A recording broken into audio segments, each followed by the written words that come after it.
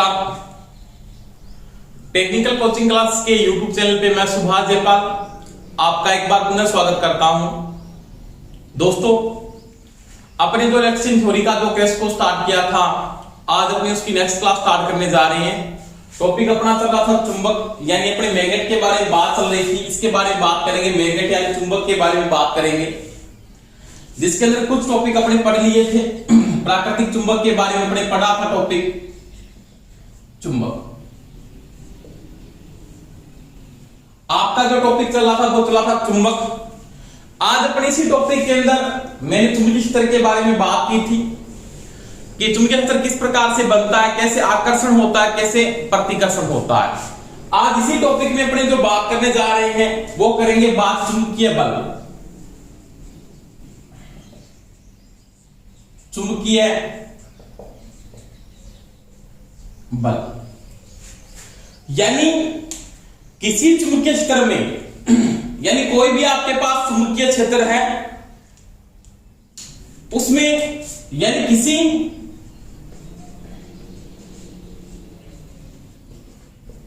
चुंबकीय क्षेत्र में किसी चुंबक को रखने पर लगने वाला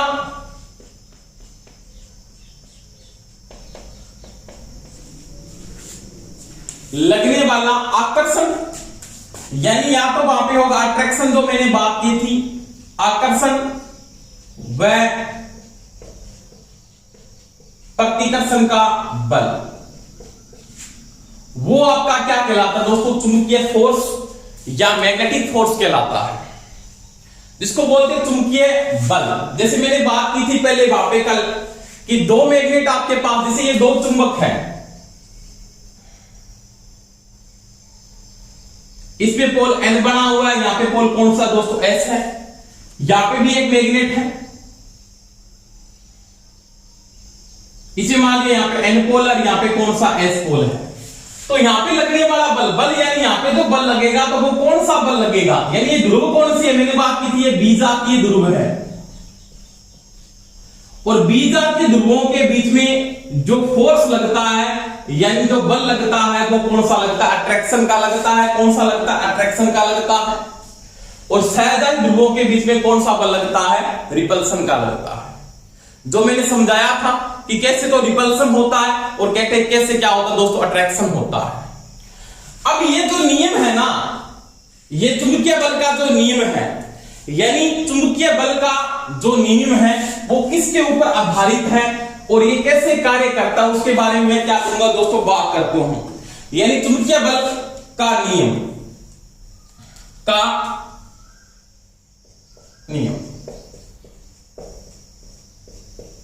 ये चीज का एक तो ध्यान रख लेना कि चुंबकीय बल का जो नियम है वो किसके ऊपर आधारित है। तो पहली बात तो ये है कि ये जो नियम है ना, ये कूलम के नियम पर आधारित है। और कूलम का नियम मैंने आपको पढ़ा दिया है कि कूलम के लॉ में आपने फोर्स को पढ़ा था। मैग्नेटिक फोर्स में आप यहां पे मैग्नेटिक फोर्स को पढ़ रहे थे, जहां पे मैंने एक बात की थी कि दो चार्ज बॉडी है, जैसे ये दो आवेश है, एक तो आपके पास मान लिया Q1 है और एक आपके पास यहां पे Q2 है। इन दोनों के बीच में जो बल लगता है, यानी यहां पे जो फोर्स लग रहा है, क्या लग रहा है दोस्तों? फोर्स जो लग रहा है उसका नियम मैंने आपको कूलम के नियम में समझाया था। यानी यहां पे जो लगने वाला फोर्स था वो किसके बराबर था? तो यहां पे आपने फोर्स में पढ़ा था F समानुपाती था Q1 गुणा में Q2 बटा में क्या था दोस्तों? D स्क्वायर था, समानुपाती में। ये मैंने बात की थी। तो ये कूलम के नियम के ऊपर आधारित है। कूलम का नियम किसके बीच में आधारित था? आवेश के बीच में आधारित था। और ये जो चुंबकीय बल का जो नियम है ना, ये भी कूलम के बेस के ऊपर आधारित किया गया है। यानी दो मैग्नेट आपके पास, ये दो चुंबक है, दो चुंबकों के बीच जो लगने वाला बल है, यानी जो लगने वाला बल है वो किस प्रकार से बल को आधारित करता है, तो उसमें पहली लाइन तो वो ये बोलता है कि दोनों के बीच में लगने वाला बल या तो आकर्षण होगा या प्रतिकर्षण होगा। यानी फर्स्ट लाइन में तो वो ये बोलता है कि आपके पास मान लिया दो मैग्नेट है, ये मैग्नेट है,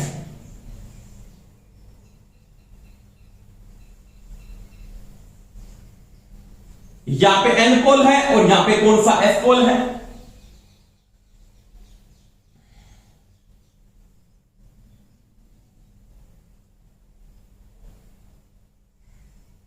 यहां पे N पोल है और यहां पे भी कौन सा पोल है, S पोल है। यानी दो बिंदु है, दो ध्रुव आपके पास है, दो ध्रुवों, दो ध्रुवों, यानी दो ध्रुव आप यहां पे क्या करें यूज, दो ध्रुवों के बीच लगने वाला आकर्षण या तो क्या होगा दोस्तों, अट्रैक्शन होगा, वह प्रतिकर्षण का बल उनके क्षेत्र सामर्थ्य, यानी इन दोनों पोलों का जो क्षेत्र सामर्थ्य है, इस पोल का और इस पोल का, ध्रुवों लगने वाला बल ध्रुवों के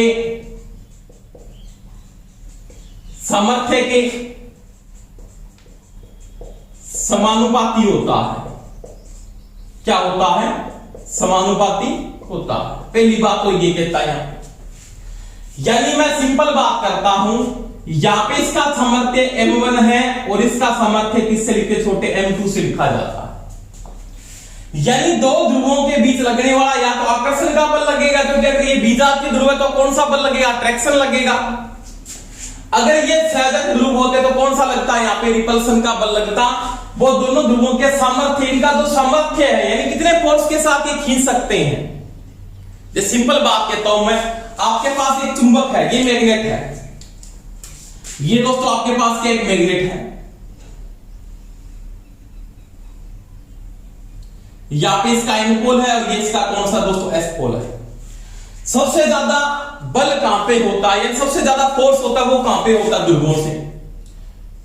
सामर्थ्य से ज्यादा कहां पे होगा, तो इसका होगा ध्रुवों के ऊपर। कहां पे होगा, ध्रुवों पर। समझ में आई मेरी बात, यानी सबसे ज्यादा सामर्थ्य होगा वो कहां पे होगा, तो वो इसके ध्रुवों पे होता है।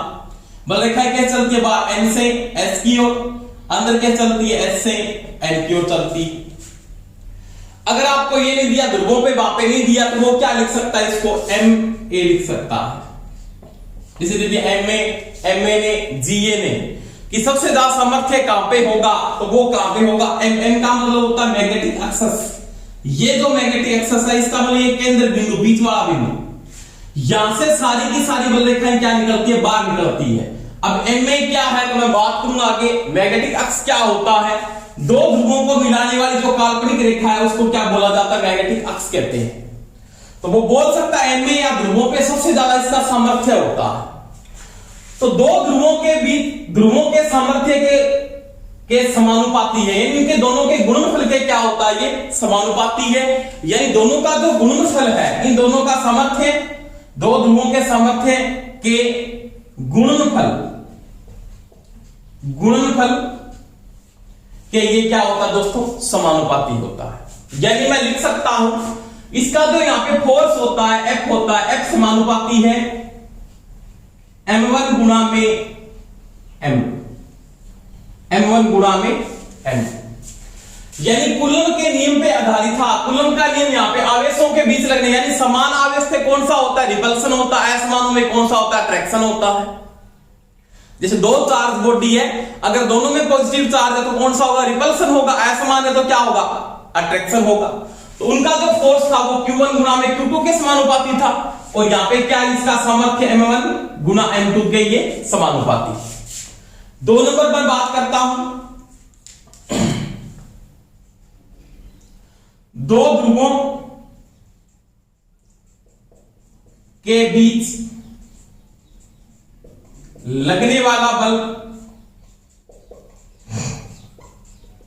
बल दोनों ध्रुवों की बीच की दूरी का मतलब ये डिस्टेंस, इन दोनों के बीच की दूरी ये d है। बीच की दूरी के वर्ग के विलोमानुपाती होता है, वर्ग के विलोमानुपाती होता है। यानी जो लगने वाला जो फोर्स है बीच की दूरी की, यानी इसकी जो बीच की दूरी है उसके वर्ग के क्या है, विलोमानुपाती है। यानी F व्युत्क्रमानुपाती d स्क्वायर क्या होता है, d स्क्वायर। यानी दोबारा मैं रिपीट करता हूं, चुंबकीय बल का नियम कूलम के नियम के आधारित है, कूलम का बेस है, यानी कूलम के नियम के ऊपर ये क्या है दोस्तों, आधारित है। और दोनों के बीच में जो लगने वाला बल है, दोनों के बीच में लगने वाला बल या तो वो अट्रैक्शन होगा या वो क्या होगा दोस्तों, रिपल्सन होगा। अट्रैक्शन होगा तो यहां पे बीजाती ध्रुव होंगे, और यहां पे अगर रिपल्सन होगा तो यहां पे क्या होंगे, सहजाती ध्रुव होंगे। दोनों का जो सामर्थ्य है, ध्रुवों का जो सामर्थ्य है, इनका जो स्ट्रेंथ है, इनके गुणनफल के ये क्या दोनों के समानुपाती हैं, और बीच की दूरी के ये वर्ग के क्या है, विलोमानुपाती। यानी मैं दोनों सूत्रों से ये लिख सकता हूं यहां पे कि दोनों सूत्रों को मैं अगर यहां पे यूज करता हूं तो दोनों के द्वारा लगने वाला जो फोर्स है वो किसके बराबर होता है, तो F समानुपाती में लिख सकता हूं m1 गुणा में m2 बटा में d स्क्वायर। ये इसके क्या होता है दोस्तों, बराबर होता है, यानी इसके ये समानुपाती है। अब समानुपाती का निशान काटने के लिए किसको यूज करते हैं, आप स्थिरांक का उपयोग किया था। किसका उपयोग किया था, स्थिरांक का अपने क्या करते हैं, उपयोग करते हैं। यानी यहां पर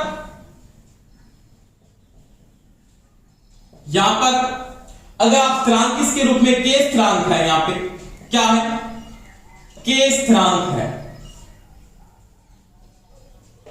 क्या है, के एक क्या स्थिरांक है। अब ये जो के स्थिरांक था, वहां पे भी स्थिरांक आपने यूज किया था के को, यहां पे आपने क्या ऑप्शनल आर ऑप्शनल नोड आपने पढ़ा होगा टॉपिक में, वहां पे मैंने समझाया था पूरा आपको डिटेल से। 8.854 ऑप्शनल नोड ऑप्शनल आर आपने यहां पे पढ़ा था कोर्स के अंदर। इसी प्रकार से के यहां पे क्या एक स्थिरांक है, के आपके पास क्या है, स्थिरांक है, और इसका जो मान होता है, इस के का जो मान है कितना होता है, वो होता है 1/4 पाई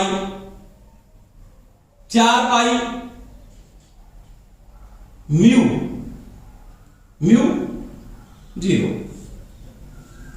क्या होता है, म्यू 0। यानी म्यू 0 ये के का जो मान है ये निर्वात के अंदर है, इसकी जो के की वैल्यू, स्थिरांक की वैल्यू है वो किसमें है, निर्वात में। म्यू क्या है, म्यू आपको समझा दूंगा, चुंबकशीलता है। एक सापेक्ष चुंबकशीलता होती है, एक निर्वात की चुंबकशीलता होती है, एक निरपेक्ष चुंबकशीलता होती है। तीनों के बारे में पढ़ेंगे। इसके बाद देखो, अगर ये किसी माध्यम में मैं नोट कर रहा तो के बराबर होगा 1/4 पाई, क्या होगा, 4 pi mu 0 mu naught mu r. तो ये किसी माध्यम के अंदर, किसी माध्यम, यानी इसके बीच का माध्यम कैसा है। अगर ये निर्वात है तो के की वैल्यू क्या होगी, 1/4 पाई म्यू 0 होगी, 1/4 पाई म्यू 0 होगी।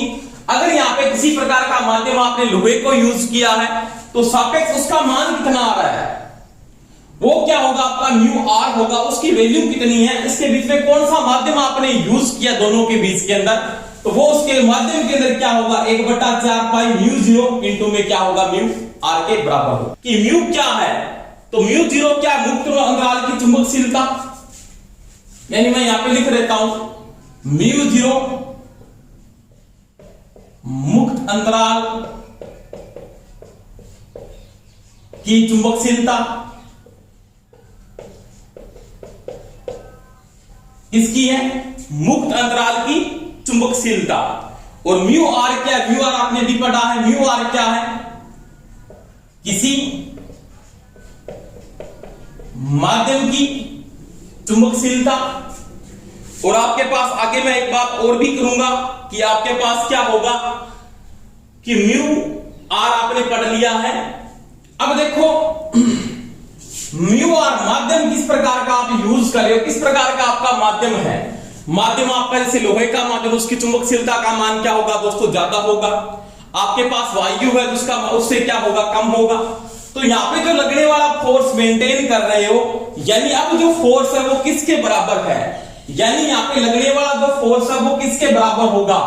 तो मैं यहां पे ये लिख सकता हूं F बराबर समानुपाती का निशान पाने के लिए आपने किसको यूज करेंगे, स्थिरांक को यूज करेंगे। तो अब क्या लिखोगे आप, m1 गुना में m2, m1 गुना में m2 बटा माध्यम के अंदर निर्वात में क्या यूज होगा, निर्वात में इसका जो मान है k का जो मान है, यानी इसको पहले मैं ऐसे लिख सकता हूं k m1 गुना में m2 बटा में d स्क्वायर।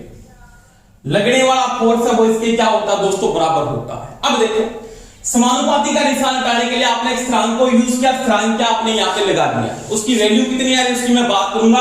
अब देखो इसमें अगर मैं बात करता हूं, अगर मैं इसको किसी माध्यम के अंदर लेके चलता हूं, अगर ये निर्वात में है तो इसका मान कितना आएगा, और किसी माध्यम में इसकी वैल्यू क्या है, बराबर आप लिख सकते हो ये भी k का मान क्या आपके पास m1 गुना में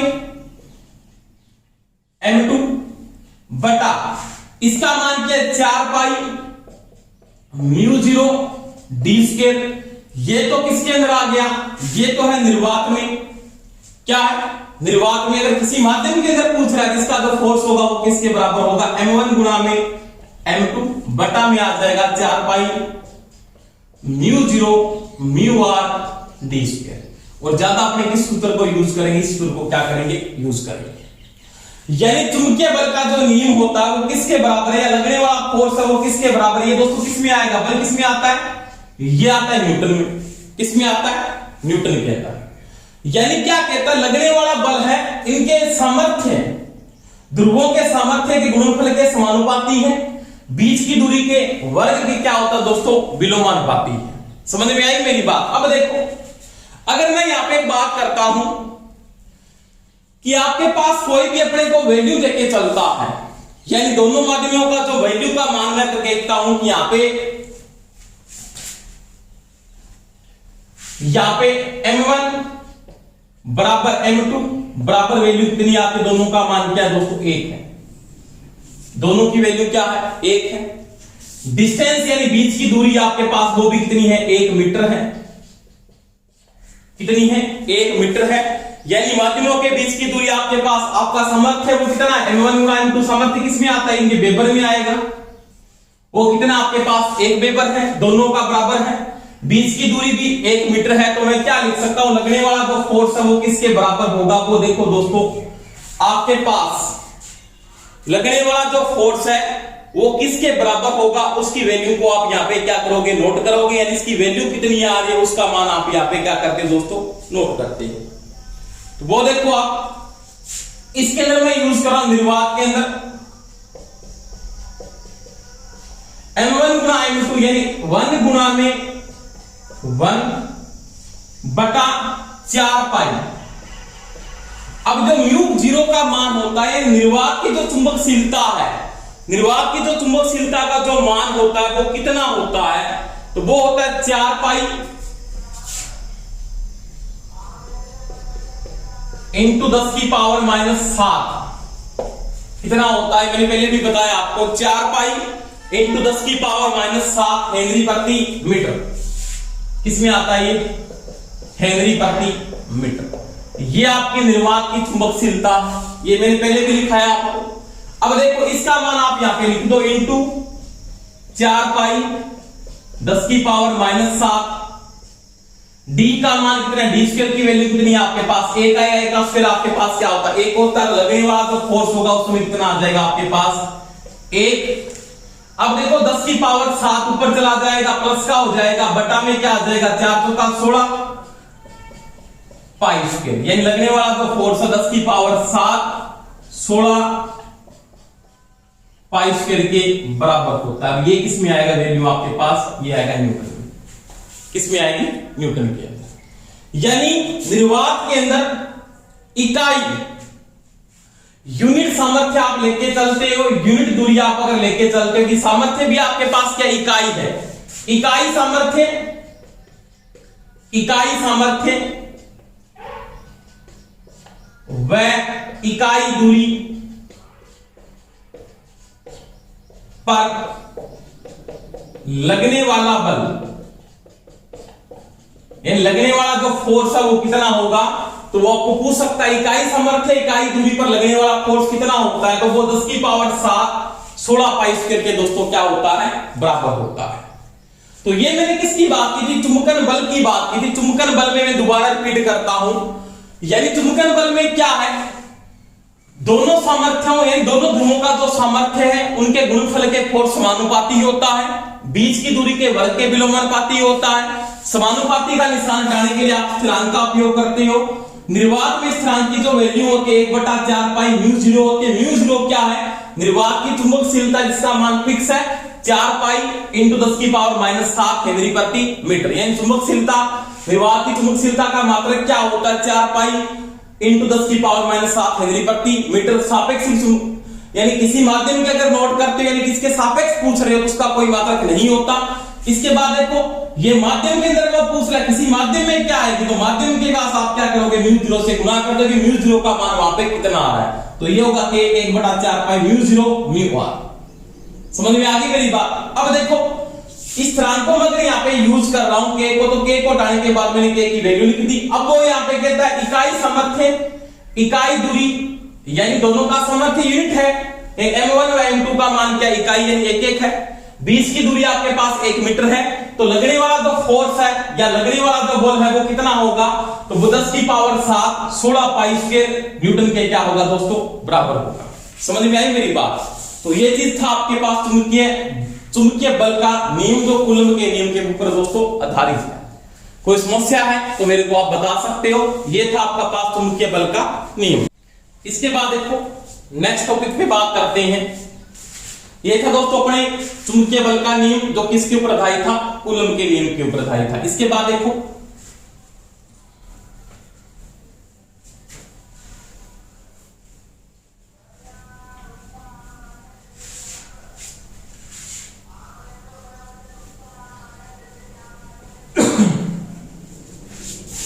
इसके बाद अपने देखो नेक्स्ट टॉपिक में बात करते हैं, वो क्या आपके पास उसमें वो क्या कहता है, चुंबकीय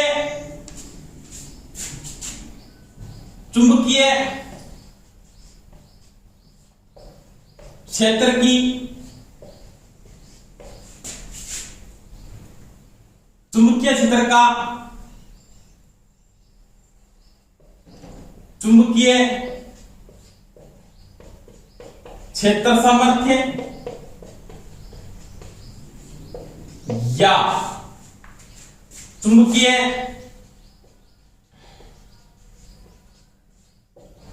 क्षेत्र तीव्रता जिसे H से लिखा जाता है, किसे लिखा जाता है, H से लिखा जाता है। यानी क्या आपके पास कोई भी मैग्नेट है, यानी ये क्या कहता है, इसके बराबर क्या होता है, ये क्या चीज है, इकाई ध्रुव को किसी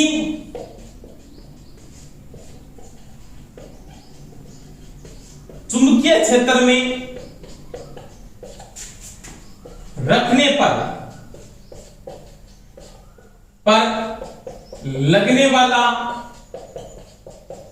बल क्या कहलाता है, चुंबकीय क्षेत्र सामर्थ्य या चुंबकीय क्षेत्र की तीव्रता कहलाती है।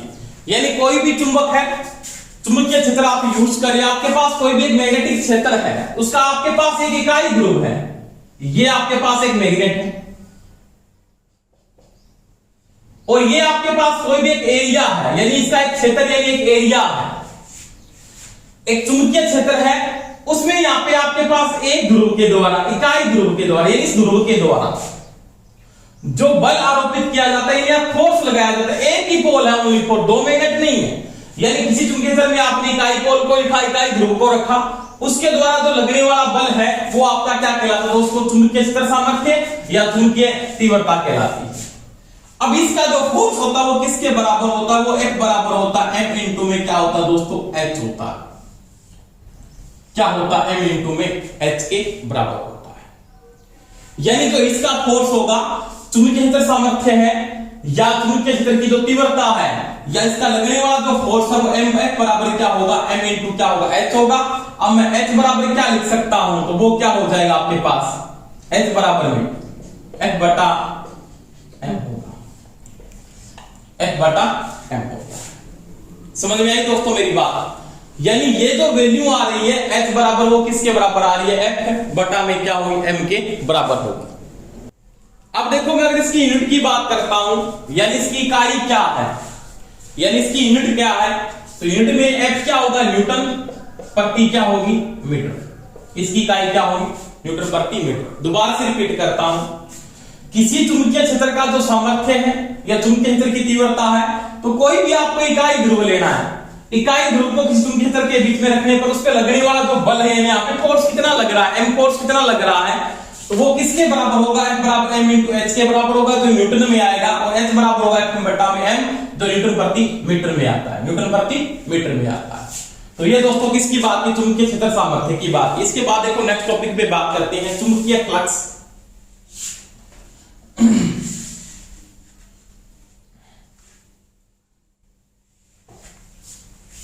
इसकी बात करेंगे। चुंबकीय फ्लक्स यानी चुंबकीय फ्लक्स क्या है, यानी चुंबकीय फ्लक्स का मान कितना होता है? तो चुंबकीय क्षेत्र में संपूर्ण बल रेखाओं का योग किसी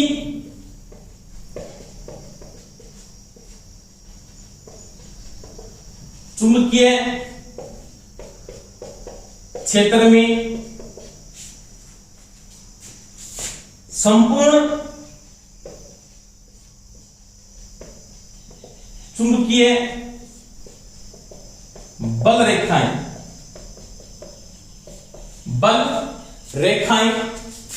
चुंबकीय फ्लक्स कहलाती है।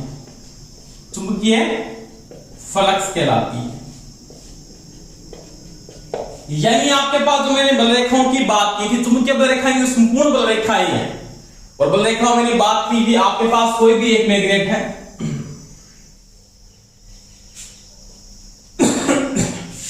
ये जो बल रेखाएं हैं, ये बल रेखाएं,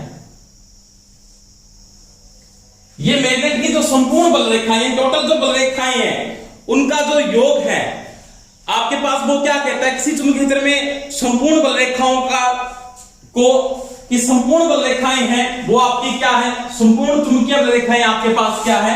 चुंबकीय फ्लक्स कहलाती है। अब इसे लिखने का जो प्रतीक है, इसको किससे लिखा जाता है? इसे लिखने का जो प्रतीक है ये है ग्रीक अक्षर फाई। किससे लिखते हैं? ग्रीक अक्षर के किससे लिखा जाता है? इसको फाई से लिखा जाता है, यानी फाई से प्रदर्शित किया जाता है। मात्रक इसका क्या है? एमकेस इसका जो मात्रक है, ऐसा ही जो मात्रक है एमकेस में, इसका जो मात्रक है वो क्या होता है दोस्तों? वो होता है वेबर। क्या होता है? वेबर। और सीजीएस में अपने जो यूज करके चलते हैं, इसकी जो छोटी इकाई अपने यूज करके चलते हैं, उसका मात्रक क्या होता है? और एक वेबर बराबर आपको यह भी पता होना चाहिए कि इसकी वैल्यू कितनी आती है। एक वेबर बराबर 10 की पावर 8 मैक्सवेल या लाइंस होता है। क्या होता है? लाइंस होता है। पर इसका जो एमकेएस मात्रक होता है वो क्या होता है दोस्तों? वेबर होता है। अगर मैं यहां पे एक बात करता हूं, एक वेबर बराबर 10 की पावर 8 मैक्सवेल है। अगर आपको कोई ये पूछ लेता है एक मैक्सवेल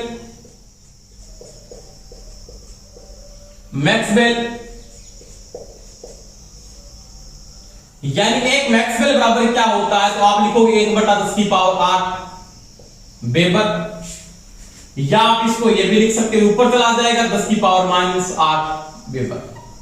एक ही बात है। समझ में आई दोस्तों मेरी बात? तो ये होता है चुंबकीय फ्लक्स। क्या होता है? चुंबकीय फ्लक्स। दोबारा से रिपीट करता हूं, किसी चुंबकीय क्षेत्र के अंदर संपूर्ण चुंबकीय रेखाएं हैं, वो आपका क्या कहलाता है? चुंबकीय फ्लक्स कहलाता है। इसे लिखा जाता है ग्रीक अक्षर किससे लिखा जाता है? फाई से लिखा जाता है। और उसका जो मात्रक है इनकेस में ऐसा ही जो मात्रक है वो क्या होता है? वेबर होता है। और उसकी छोटी इकाई है वो मैक्सवेल या लाइन्स होती है। और एक मैक्सवेल बराबर 1/10 की पावर 8 वेबर होता है, या 10 की पावर -8 वेबर होता है। समझ में आई दोस्तों मेरी बात? इसके बाद देखो नेक्स्ट बात करेंगे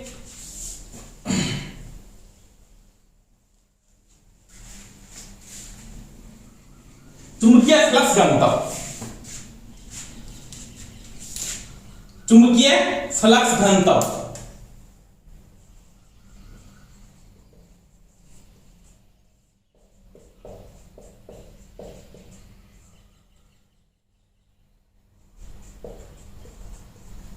घनत्व, जिसको किससे लिखा जाता है? बी से लिखते हैं। किससे लिखते हैं? बी से। अब बी बराबर क्या होता है? तो बी बराबर होता है दोस्तों बी इक्वल टू होता है फाई बटा में ए। कोई इकाई क्षेत्रफल, यानी कोई भी मेरे पास एक मैग्नेट है, ये चुंबक है मान लिया, इसका ये एन पोल है और ये कौन सा है? एस पोल है। इसका इकाई क्षेत्र यानी इसका इकाई एरिया, ये आपने कोई एरिया ले लिया,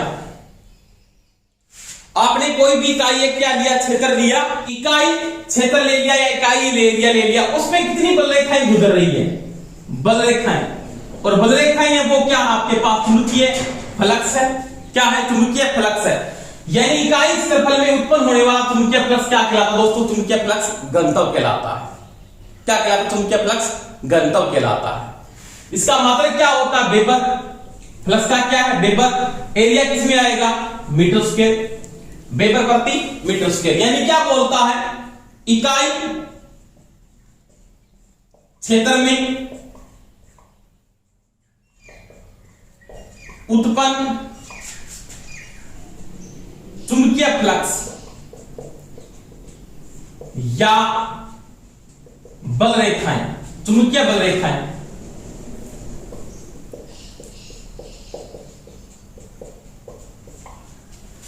क्या कहलाता है?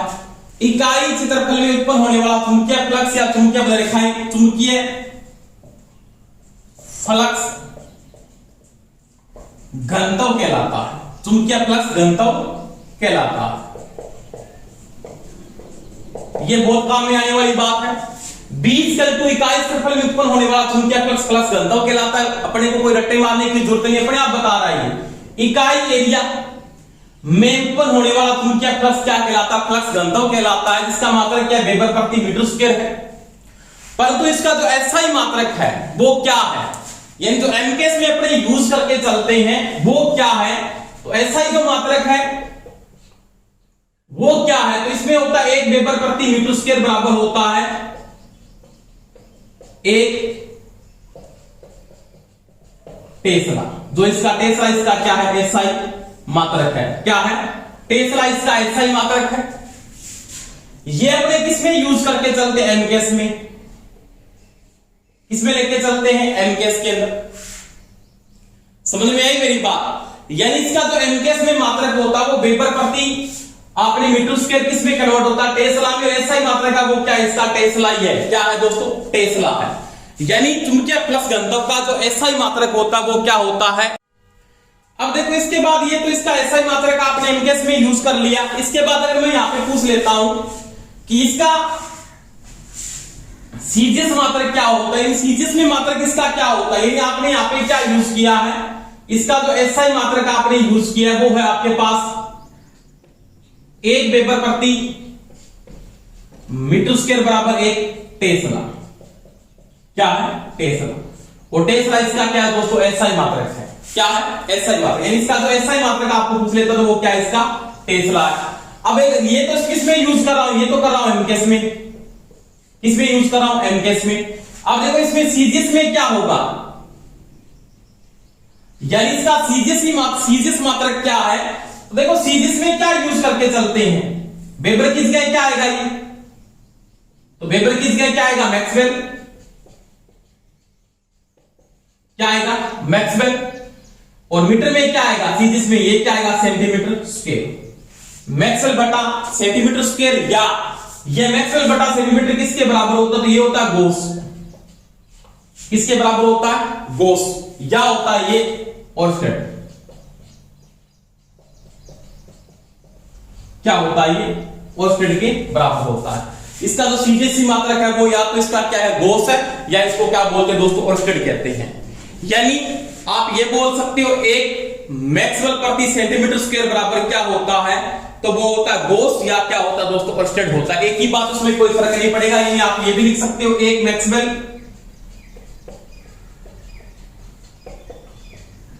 प्रति सेंटीमीटर स्क्वायर बराबर एक गॉस होता है, एक गॉस होता है, या एक ओर्स्टेड होता है। अब देखो, अगर आपको कोई ये पूछ लेता है एक वेबर प्रति मीटर स्क्वायर बराबर कितने गॉस होते हैं, कितने गॉस होते हैं, देखो एक वेबर प्रति मीटर स्क्वायर बराबर कितने गॉस होते हैं। देखो एक वेबर में मैक्सवेल कितने होते हैं, तो अभी बात की एक वेबर में कितने मैक्सवेल होते हैं, 10 की पावर 8 होती है। एक वेबर में 10 की पावर 8 मैक्सवेल होते हैं। और एक मीटर स्क्वायर में कितने सेंटीमीटर स्क्वायर, मीटर एक मीटर में कितने सेंटीमीटर होते हैं, 100 इंटू में क्या आएगा, 100 दो बार आएगा। तो ये कितना आ जाएगा आपके पास, 4 तो कट गई, यहां पे कितनी बच गई, ओनली फॉर 10 की 4 बच गई। तो ये एक वेबर प्रति मीटर स्क्वायर बराबर 10 की पावर 4 क्या होता है, गॉस होता है। क्या होता है दोस्तों, गॉस होता है। समझ में आई मेरी बात। यानी एक वेबर प्रति मीटर स्क्वायर बराबर 10 की पावर 4 गॉस होता है, या ये होता है ओर्स्टेड। क्या होता है, ओर्स्टेड। तो ये मैंने किसकी बात की है, किसमें यूज करके चलते थे, ये करते हैं सीजीएस में। किसमें यूज करके चलते हैं, सीजीएस इसका ये मैक्सवेल प्रति सेंटीमीटर स्क्वायर, या गॉस, या होती है ओर्स्टेड। यानी एक मैक्सवेल प्रति सेंटीमीटर स्क्वायर बराबर एक गॉस होता है, या क्या होता है, एक ओर्स्टेड होता है। क्या होता है, एक ओर्स्टेड होता है। समझ में आई दोस्तों मेरी बात। तो ये दोस्तों अपने किसकी बात की, चुंबकीय प्लस घनत्व की बात की।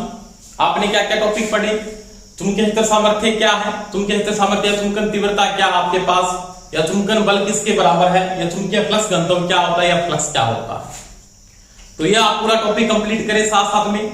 तो टॉपिक वाइज मैंने सभी को बोल रखा है, आप नोट्स जरूर बनाएं, ठीक है। अपने इसके बाद नेक्स्ट क्लास में पढ़ेंगे। धन्यवाद, बेस्ट ऑफ लक, जय हिंद।